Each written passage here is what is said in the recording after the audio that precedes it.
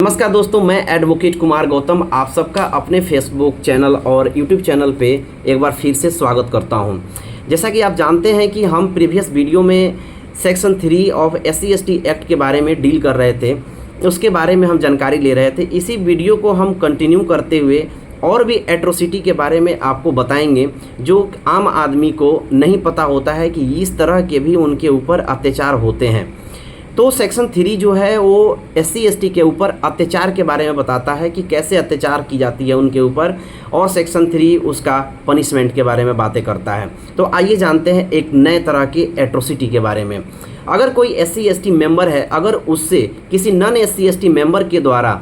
अगर उससे बेगारी कराया जाता है या फिर उसको बाउंड या फिर बंधुआ मजदूर जिसको बोलते हैं, बंधुआ मजदूरी कराई जाती है बिना किसी वेजेस का, तो वो भी एक तरह का एट्रोसिटी है। दूसरा है, अगर कोई SC/ST मेंबर है और उस SC/ST मेंबर के द्वारा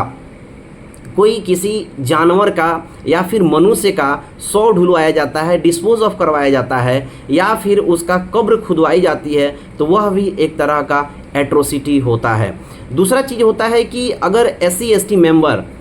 को गटर में उतरने के लिए, यानी कि मैनुअल स्कैवेंजर्स, यानी कि किसी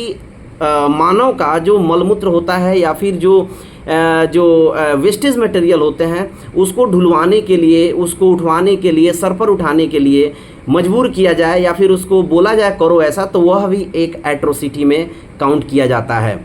और एक बहुत ही महत्वपूर्ण एक और सेक्शन होता है सेक्शन 3 का, जो होता है कि अगर किसी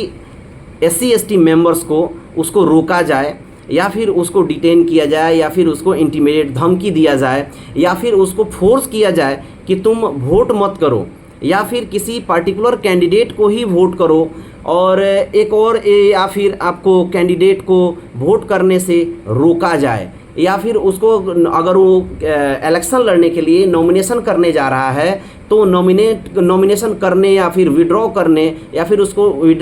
नॉमिनेशन को वापस लेने के लिए भी उसको मजबूर किया जाए, तो वह भी एक तरह का एट्रोसिटी होता है SC/ST मेंबर्स के ऊपर। या फिर उसके जो एक पार्टिकुलर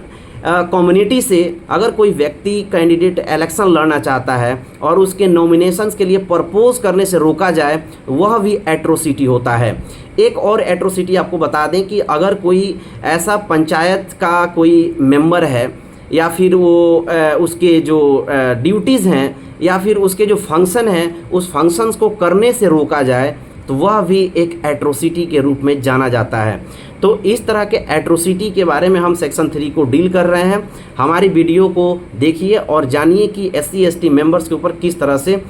एट्रोसिटी और उनके ऊपर अत्याचार होते हैं। इसलिए हमारे वीडियो ज़रूर देखिए। धन्यवाद आप सबका, हमारे वीडियो ज़रूर शेयर करिएगा।